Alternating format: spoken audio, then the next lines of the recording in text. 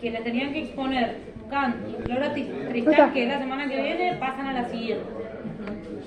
No sé si hay alguien de lo que expone ahí. Yo. Ah, bueno, Yo de vos. Flora, Kant no sé. Bien. Bueno, ¿qué vamos a trabajar ahora? Heller en el capítulo 2 se va a concentrar sobre todo en el concepto de libertad. Podríamos decir que el gran marco del capítulo 1 es el concepto de igualdad y todas las derivas, las consecuencias, y que en el capítulo 1 en el capítulo 2 se ocupa con mayor claridad del tema de la libertad, entendida como libertad político-social y como libertad personal, ¿sí? Y precisamente lo que va a tematizar es el problema de la oposición individuo y sociedad. Él parte retomando las concepciones contractualistas de los siglos XVII y XVIII. ¿Qué son las concepciones contractualistas? Esto como para que tengamos una idea. Son básicamente teorías que lo que hacen es poner en términos teóricos, como toda teoría, las bases para la constitución del nuevo orden político moderno, o dicho de otra manera, del orden sociopolítico moderno, o dicho de otra manera, intentan justificar por qué el Estado moderno es necesario, dicho de otra manera. ¿Sí? El Estado, el orden sociopolítico de los Estados modernos es necesario. Para eso postulan, ¿sí? Cuando yo digo postulan, no sé qué piensan ustedes, pero postular algo es afirmarlo en términos de hipótesis que tiene una pretensión de verdad, sin duda, pero postulan es también crean una nueva teoría en este caso. ¿En qué consiste esta nueva teoría? Por un lado, hay que decir que se basan en teorías morales individualistas. El contractualismo y el justnaturalismo, se basan en teorías morales individualistas, decía. Perdón. Dígame, licenciado. Esta segunda parte que estamos viendo ahora, Sí. ¿no es el segundo capítulo de Heller? Sí, es el segundo capítulo que Sí, empecé diciendo eso, que tal vez no habían entrado ustedes, pero empecé diciendo eso, que nos vamos a concentrar ahora en el segundo capítulo de Heller. Retomo lo que estaba diciendo. Esas teorías morales individualistas asumen, ¿sí?, formas de entender a los individuos que implican que las necesidades de los individuos no siempre coinciden con las necesidades de la sociedad. Por eso hablamos de la relación de oposición entre individuo y sociedad, porque hay una tensión que se plantea entre los intereses de los individuos y los intereses de la sociedad. ¿En qué consiste el modelo justnaturalista? Bueno, no sé si ustedes saben, pero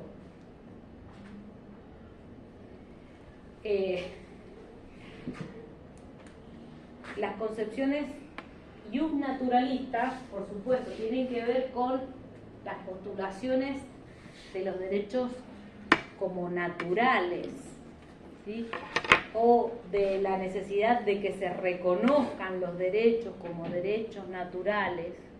A esas concepciones teóricas del derecho se les llama concepciones justnaturalistas.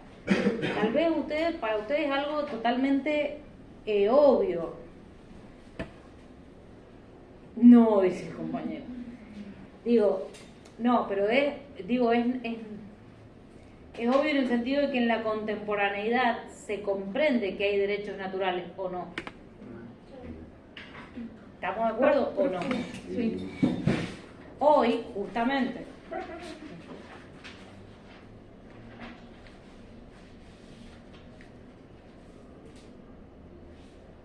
¿ah? Hoy, justamente, porque ya estamos mediados por estas teorías que incidieron en el derecho positivo, se considera algo obvio que hay derechos naturales. ¿Qué son los derechos naturales? Esos derechos que todos tenemos por el simple hecho de haber nacido seres humanos. Pero históricamente esto no siempre fue reconocido, ¿sí?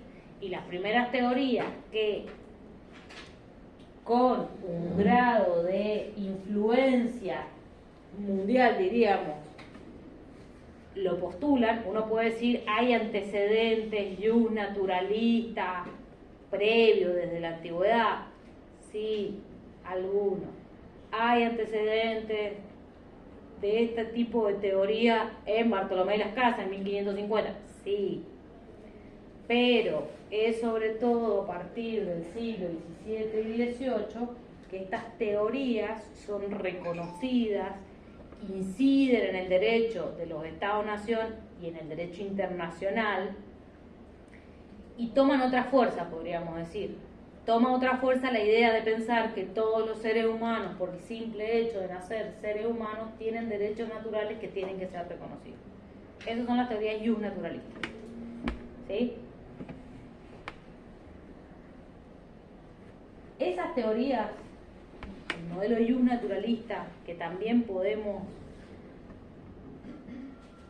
relacionar con las teorías contractualistas, que supongo le suenan de algún lado, espero. Teorías contractualistas son también teorías políticas modernas que tratan de explicar el origen del Estado moderno y sus formas jurídicas, justificando y postulando cómo habría sido el origen de la sociedad, de cualquier sociedad. Tanto algunas teorías jus naturalistas como las teorías contractualistas se basan en distinguir tres conceptos fundamentales: estado de naturaleza, contrato, y varían en el enunciado del tercer concepto. Algunos le llaman estado civil, otros le llaman sociedad civil y otros le llaman estado, ¿sí? Pero hay un tipo de relación entre estos tres conceptos que voy a tratar de desplegar a continuación.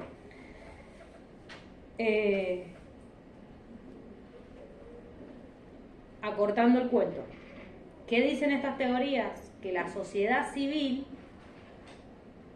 y en algunos casos o el Estado, diría, tienen su origen en la voluntad de los ciudadanos que componen esa sociedad civil o el Estado. Tienen su origen en la voluntad, enfatizo esto, voluntad de los individuos que componen una sociedad o el Estado. Retomo un poco. ¿Cuál es diríamos, la preocupación o el problema que piensan las teorías contractualistas? El uso arbitrario de la autoridad política, ¿sí? Esto es, ¿qué van a decir las teorías contractualistas? El Estado moderno es un mal necesario. Empiezan de ahí. El Estado moderno es un mal necesario. ¿Por qué? Porque necesitamos garantizar la libertad y la igualdad de los individuos. ¿Cómo podemos garantizar la libertad o el reconocimiento de la libertad y la igualdad de todos los individuos? Mediante una organización política que lo garantice. Ahora, ¿por qué es necesaria esa organización política? A la base, estas teorías tienen una concepción antropológica. Por eso vamos a estudiar estas teorías, que de alguna manera fundamentan esa concepción del individuo moderno que hemos venido describiendo con Heller, del individuo como propietario, del individuo como titular de derecho, del individuo en sus figuras modélicas, del empresario y del ingeniero, etcétera, etcétera. Sí. Pregunta, ¿Estado a qué se refiere? ¿Al conjunto de personas, de individuos organizados? ¿O cómo lo ves? Estado es ¿O como institución? ¿No? como institución de organización y administración de la vida de una sociedad o de una nación. Cuando pensamos en general, incluso el Estado lo pensamos en términos nacionales. Los estados nacionales modernos son los antecedentes de nuestros estados-nación contemporáneos. La estructura formal del Estado-Nación moderno es el antecedente de nuestros estados nacionales. ¿Sí? Nosotros decimos el Estado es el Estado Nacional Argentino, por ejemplo, ¿sí? O el Estado alemán, del que fuera, ¿no? Los identificamos además porque cada Estado, a partir de la modernidad, es quien reconoce y garantiza los derechos de los individuos de ese Estado, pero además es el que puede administrar la justicia, en teoría, ¿no? Y es el que puede trazar, puede tender relaciones internacionales con otros Estados, ¿sí? Y también se adscribe a normas internacionales del derecho internacional, etc. Pero en teoría es soberano. En teoría. Cada Estado-nación es soberano. ¿Qué es el contractualismo? Es una corriente moderna, concretamente de filosofía política. Y también es una corriente moderna de derecho, ¿sí? Del derecho, que piensa el origen de la sociedad y del Estado como un contrato original entre seres humanos, entre individuos, diríamos, contrato por medio del cual, ¿sí? Se acepta una limitación a las libertades a cambio de leyes que garanticen la perpetuación de ciertas ventajas en el cuerpo social. Dicho de otra manera, ¿se aceptan qué cosas, profe? Que hayan limitaciones a las libertades, ¿sí? Porque precisamente, ¿qué se considera? Yo había dicho que una cuestión muy básica, que ha pasado al sentido común incuestionado, parece, es que en estas teorías modernas lo que aparece es la idea de que la libertad tiene un solo límite en relación con el individuo, que es la libertad de los otros individuos. ¿Se acuerdan? Bueno, ¿qué van a decir las teorías contractualistas y justnaturalistas? Postulan una hipotética situación donde los individuos, insisto con hipotética situación, donde los individuos, donde todos los seres humanos habríamos sido libres e iguales. Esto es, si naturalmente todos somos libres e iguales, eso respondería a un estado de naturaleza. ¿Qué sería el estado de naturaleza? Un estado, entre comillas, primigenio, originario, en el cual todos los hombres son libres e iguales, pero sin embargo, eso, entienden las teorías contractualistas, podría provocar ciertas tensiones entre los mismos individuos que al momento de querer ejercer sus propios derechos y su propia libertad podrían invadir los derechos de los otros individuos. ¿Qué dicen las teorías contractualistas? Si bien naturalmente, en un estado de naturaleza, el ser humano podría hacer lo que quisiera y todos seríamos iguales, fue necesario ante el avasallamiento de unos sobre otros en términos individuales, fue necesario que en algún momento surgiera una institución a la cual adherían voluntariamente esos individuos, no porque voluntariamente quieran prescindir de sus libertades, sino porque si yo quiero ejercer, voy a poner un ejemplo muy concreto, el comercio, o mejor dicho, quiero tener algo, quiero ser propietaria de un terrenito que me gané vendiendo papa, que compré vendiendo papa. ¿Qué pasa si otro viene y me lo quiere quitar? Incluso me da un palo y me lo quita. O viene, me da un palo y me quita la papa con la cual pensaba yo vender y comprar mi terreno. ¿Qué dice la teoría contractualista? El Estado debe proteger. Claro, no, que naturalmente todos somos libres e iguales, pero no necesariamente todos somos buenos. Y que justamente, vamos a ver que hay variaciones, ¿sí? Hay algunos que son mucho más, diríamos, pesimistas, al punto de afirmar que el hombre por naturaleza es malo, diríamos. Que el hombre es lobo del hombre, dice Hobbes. De hecho, Hobbes dice, en un estado de naturaleza, todos llevaríamos adelante ilimitadamente nuestra ambición, ¿sí? Y en función de nuestros propios intereses seríamos capaces de robarle al de al lado, pegarle un palo, ser violento, en el sentido de la propiedad, pero en el sentido de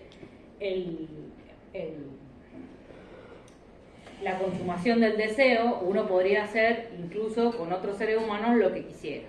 ¿Sí? Entonces, si el ser humano si el hombre es lobo del hombre, o si el ser humano es malo por naturaleza, la sociedad lo que hace es ponerle límite a ese deseo irrestricto en el cual todos estamos por naturaleza. ¿Sí? Dicho de otra manera, que la sociedad civil o el Estado civil, acá los nombres les decía, de acuerdo a las teorías van cambiando, ¿no? Es la postulación de una institución a la que se habría llegado por la mediación de un contrato. ¿Qué es un contrato? Algo que firman las partes interesadas para llegar a un acuerdo, ¿sí? Pero en teoría todo contrato tiene que ser voluntario, si no sería esclavitud, ¿sí? Si alguien lo hace forzado no hay contrato, en realidad. ¿Qué es el contrato social del que se habla? Cuando hay crisis también se dice, bueno, hay que refundar el contrato social de esta sociedad, etc. ¿Qué es el contrato social?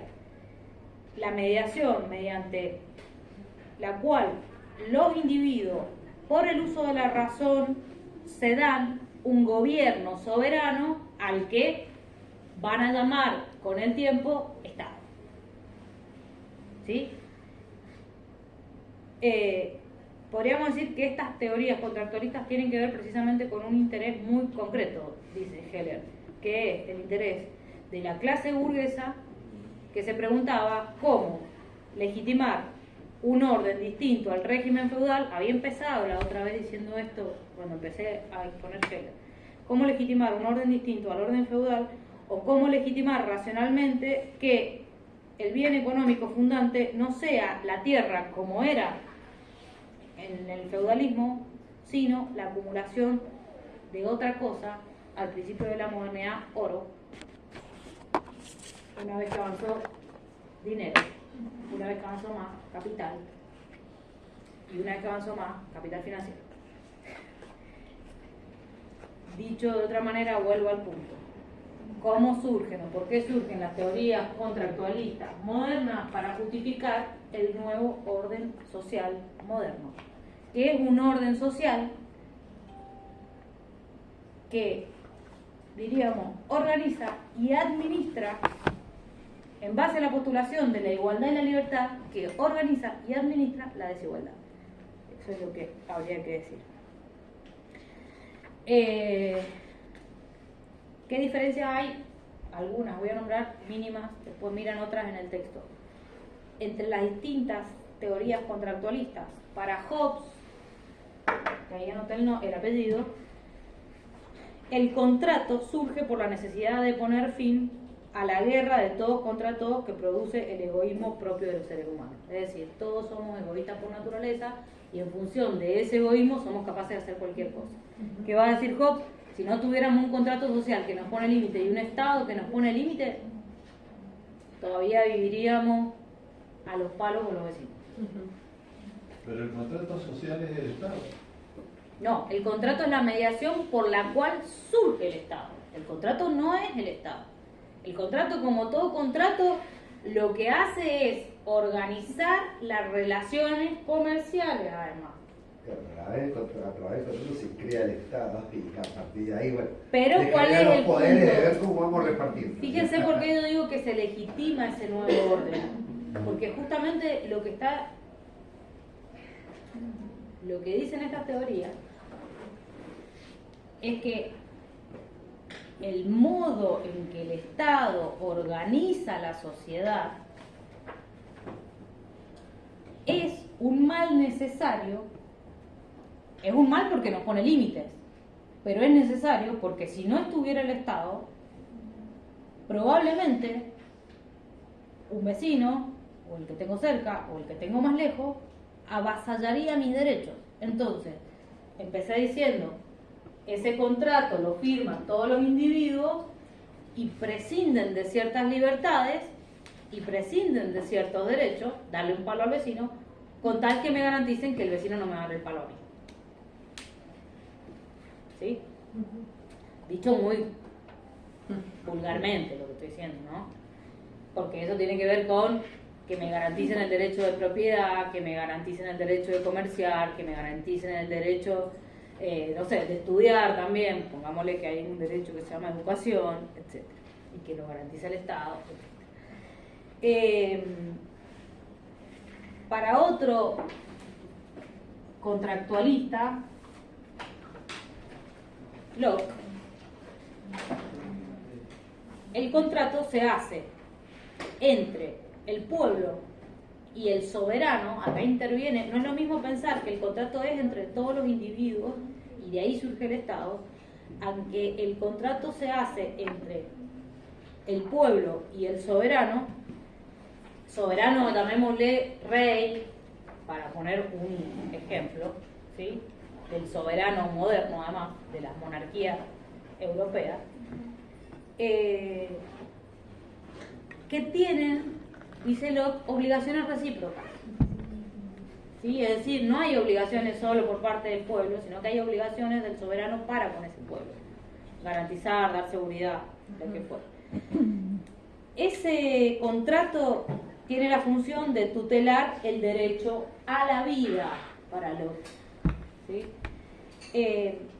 Ahora, ¿qué plantean las distintas teorías contractualistas? En el caso de Locke, en el caso de Hobbes, que plantean que hay una relación antagónica entre el individuo y la sociedad, o mejor dicho, entre el individuo y el Estado. ¿A qué nos referimos cuando decimos hay relaciones antagónicas? Que hay una lucha entre los intereses del individuo y los intereses de un Estado. Cosa obvia, ¿por qué? Perdón, no escuché la pregunta. ¿Por qué podemos pensar que hay relaciones antagónicas o de lucha o de oposición entre el individuo y el Estado? Porque hay intereses. Y depende de qué punto de vista lo vemos. Porque son Algunos van a ser buenos y otros van a ser malos. Porque hay intereses diferentes, pero ¿cuál es la diferencia entre esos intereses? Porque no estamos hablando solo de antagonismo entre individuo e individuo, sino otro nivel del antagonismo entre el individuo y el Estado. Sería entre los intereses individuales y los intereses sociales. No, en realidad de manipulación tendría que ser ahí, más que nada. Como unos intereses de sectores sociales. Como de poder. Claro, por eso, un interés de manipulación, de poder manejar esas masas. No tiene que ver, y si hay algo que no tenían en cuenta, porque están justificando ese orden, no lo están criticando las teorías contractualistas, vuelvo a decir esto, lo están justificando criticando, no lo están criticando. Uno puede decir, oh, bueno, hay manipulación. Ellos no lo pensaban como manipulación. Ellos veían que era un mal necesario, y enfatizo necesario. Y sería entre intereses de libertad y derecho. Pero O será porque cada individuo si vela es por una sí mismo y el relación- Estado tiene que velar por el resto. Si es una relación antagónica, o sea, que no tenemos los mismos intereses, o que se contraponen los intereses, sería. Sí, Entonces, que están en sería- lucha, justamente porque uno que va a defender los derechos individuales o va a pretender que se le reconozcan los derechos individuales, pero el Estado tiene la obligación, en teoría, de velar por los intereses del pueblo, de la Claro, de comunidad, del bien común. A veces nuestro bien no tiene que ver con el bien común. Por eso yo decía que era entre los intereses individuales y los intereses sociales. Sí, estaba bien, pero dejé que pasara un poco el agua por el río.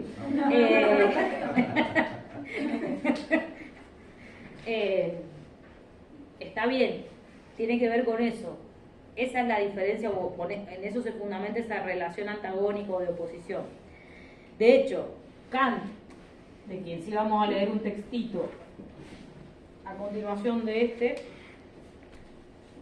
habla de el ser humano, o el hombre, mejor dicho, como titular de derechos naturales, ¿sí?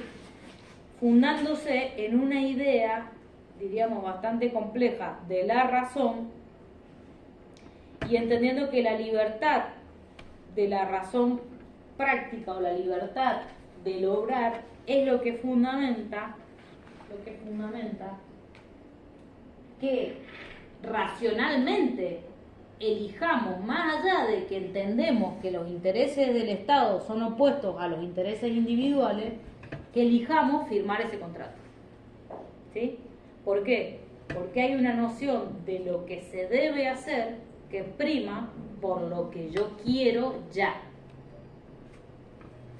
o por lo que yo necesito ya, y que el Estado debe garantizar, debe cuidar, ¿sí? El bien común. Para el contractualismo, no sé si hay algo más en este pago, me parece que no. 27 de 33. No, si hay algo más, pero no me pasa. A ver. Ahí está. Para el contractualista, para el contractualismo, el consentimiento de los individuos a la hora de firmar el contrato otorga derecho al Estado, ¿sí?, para controlar el poder político. ¿Qué supone esto? Que el individuo va a tener libertad de autonomía y libertad de participación en un Estado como los Estados modernos, ¿sí?, a partir de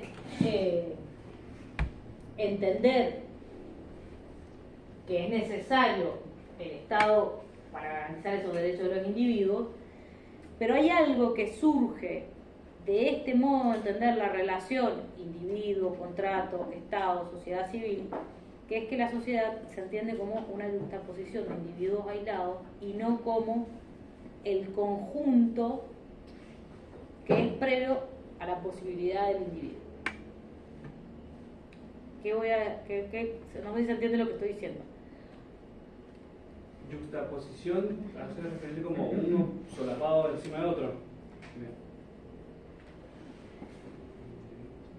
Profe, no entendí, perdón, pero me quedé ahí. Sí. A ver, ¿qué quiero decir con esto? Porque tal vez también hemos naturalizado este modo de legitimar el Estado. Esto es, en un estado de naturaleza todos seríamos egoístas y vivíamos todos contra todos. Eso es una concepción antropológica. Hay otra que dice que todos somos buenos por naturaleza, como la de Rousseau, de que también es un contractualista. Rousseau dice todos somos buenos por naturaleza y la sociedad nos corrompe en realidad. Es la sociedad la que nos corrompe. No somos malos y egoístas por naturaleza. Hobbes dice somos malos por naturaleza y el Estado es el que nos pone límites, somos egoístas por naturaleza, el Estado es el que nos pone límites. Ahora, tanto que pensemos que el hombre es bueno por naturaleza, pero que el estado de naturaleza es previo y el contrato es lo que funda el Estado, ese es el punto, no es lo mismo pensar que primero es la sociedad como conjunto, en el cual siempre ya nacemos, ¿sí?, a postular que lo primero es el individuo. ¿Se entiende la diferencia? Por eso digo, es una postulación. Desde otro punto de vista más contemporáneo, eso es muy complejo de ser pensado. ¿Cómo podrían existir individuos aislados, carentes de sociedad previa? Si hasta la primera sociedad en la que nacemos es una familia. Digo, un primer ámbito de la social. No somos individuos aislados y no tienen que ver todas las relaciones que establecemos entre individuos con relaciones de propiedad, relaciones mercantiles, relaciones de lucha, de pugna. Hay también relaciones afectivas, de solidaridad, hay relaciones vinculares, podríamos decir, de vínculos, ¿sí? Digo, ¿por qué estoy enfatizando esto? Porque esto que parece, por un lado, tan abstracto, que es el tema de pensar un contrato como algo que firman los individuos para postular el Estado, para sostener el Estado, para legitimar el Estado, que uno desde un punto de vista teórico hasta puede decir, tiene sentido. Pero desde un punto de vista real hay que entender que es solo una abstracción. Todos nacemos ya en el marco de una sociedad. Nadie nace como un individuo aislado. ¿Sí? Digo, esto hay que tenerlo en cuenta porque el contractualismo también postula que las relaciones sociales son relaciones a las que voluntariamente adscribimos racionalmente, que racionalmente elegimos firmar ese contrato para relacionarnos de determinado modo con los otros. Y en realidad las relaciones, cualquiera, pero las relaciones sociales no solo son racionales, a veces dependen de muchos otros factores, que pueden ser afectivas, emocionales, azarosas, contingentes. Me relaciono con este porque le tocó vivir al lado, o me relaciono con tal que el otro porque fue a la misma escuela, me relaciono con aquella otra persona porque somos el mismo club de fútbol, no sé, y caímos en la misma cancha el mismo día. No todas las relaciones de una sociedad son relaciones racionalmente elegidas. ¿Se entiende lo que estoy diciendo? Estas teorías postulan que lo que define al ser humano es la racionalidad y que por lo tanto el grado más elevado de esa racionalidad es la postulación de los estados-nación modernos, justifican ese orden, pero también postulan al mismo tiempo un modo de entender al ser humano, como egoísta, pero racional. La racionalidad es lo que lo salva del egoísmo. Y no sé, porque si la relación es racional, entonces hay una conveniencia, porque ¿por qué me voy a hacer amigo? ¿Por qué me voy a relacionar con otra persona si no me conviene? O sea, si lo tengo que pensar.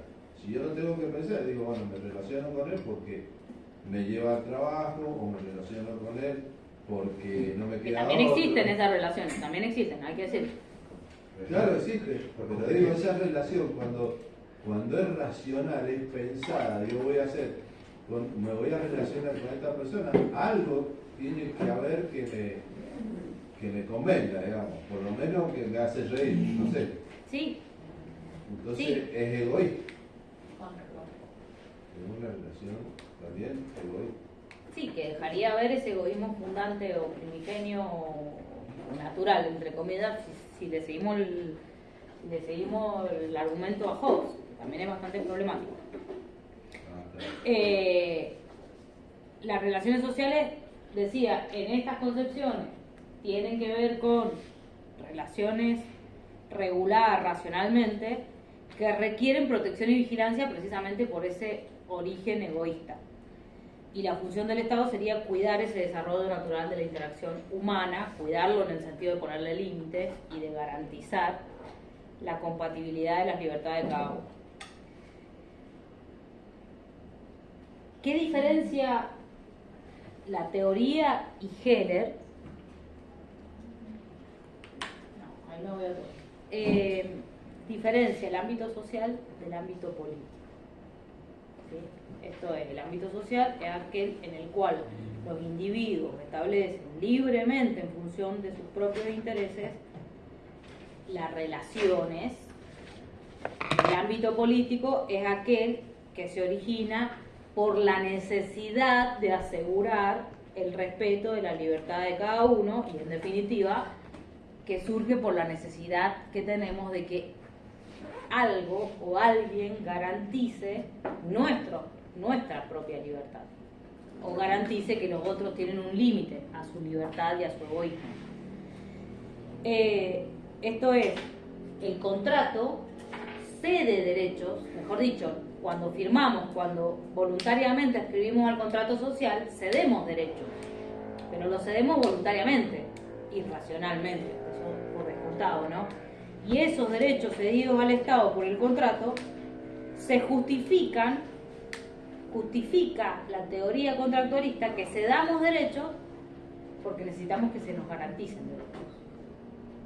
Pero no deja de ser, vuelvo a lo mismo que dije antes, también una postulación de una relación comercial. Yo doy derecho porque en el fondo quiero algo. Dígame. Profe, entonces, porque no entendí justo esta parte, porque dijiste irracionalmente. Racional. Y la Y racionalmente. Bueno. Claro, bueno, no entendí que dijiste irracionalmente. Además, racionalmente. Damos derecho, ¿cómo? No, además racionalmente. No me Dígame. Profe, entonces la diferencia entre el ámbito social, me quedó esa. Y el ámbito político. En el ámbito social se trata de relaciones que se establecen libremente en función de los propios intereses. En el ámbito político, las relaciones están mediadas por la necesidad de asegurar el respeto de la libertad de cada uno y está mediada por esa cesión de derechos que damos al Estado para que nos garantice ciertos derechos. Esto es, yo cedo libertad cuando dejo que el Estado regule, ¿sí? Pero al mismo tiempo, ¿por qué? Porque necesito que el Estado regule a los otros para que me garantice a mí algo, ¿sí? Yo dejo que el Estado regule y me cobre un impuesto porque a mí me interesa que regule que otro no pueda venir a quitarme mi propiedad. Y el Estado debe ocuparse, digamos, la función del Estado moderno es fundamentalmente conservar la armonía que en realidad se pierde en el estado de naturaleza. En ese sentido es un mal necesario porque ayuda a la libertad, pero no le corresponde al Estado, en esta teoría, modificar el orden social. Lo que le corresponde es garantizar la armonía, no modificar el orden social. ¿Qué es lo que media la relación entre la sociedad y los individuos? La ley o el derecho positivo, como le querramos llamar, que es la garantía contra la arbitrariedad, ¿sí? Cuando hablamos de arbitrariedad es lo que generaría la violación de los derechos individuales. Dicho de otra manera, la ley es lo que le pone límites, por ejemplo, a la arbitrariedad también de un rey, de un monarca, de un soberano, ¿sí? Por eso la apelación a que hagan leyes y no solo en los estados modernos, en los estados-nación modernos, el contractualismo va a ser la gran teoría que va a postular, por ejemplo, la división de poderes, ¿sí? Entendiendo que los conflictos que se presentan entre individuos, sociedad, Estado y a veces también entre individuos, entre sociedad y soberano, ¿sí? Pueden ser regulados a partir de la constitución de un orden, ¿sí? De un régimen político que garantice y ponga límites a la arbitrariedad, ¿sí? Entonces, para ir cerrando, ¿qué debe hacer el individuo? Por un lado, en este modo de entender las relaciones, el individuo, por supuesto, cede derechos al Estado, etc. pero la relación que permanece es la de cierta oposición respecto de los intereses del individuo, respecto de los intereses de la sociedad, porque cada individuo tiene que competir en las relaciones, en el mercado del mercado, ¿sí? Que supone la sociedad, había dicho hace rato que son relaciones mercantiles, la de las sociedades modernas, tiene que competir para su autorrealización. Esto es, el Estado no va a intervenir las relaciones sociales. Cada individuo debe hacer méritos para realizarse, para tener propiedades, para incluso mejorar su nivel social, ¿sí? ¿Y qué pasa con el Estado? El Estado rivaliza con esos intereses cuando interviene en esas relaciones. Si uno piensa, es el manual del liberalismo. ¿Se entiende lo que estoy diciendo? Es el manual del liberalismo. Es el paroxismo de la libertad. El Estado es una amenaza cuando regula en demasía, ¿sí? Porque el individuo, recordemos, es libre por naturaleza, pero para concretar esa libertad tiene que luchar por su emancipación todo el tiempo respecto de ese orden regulado por el Estado.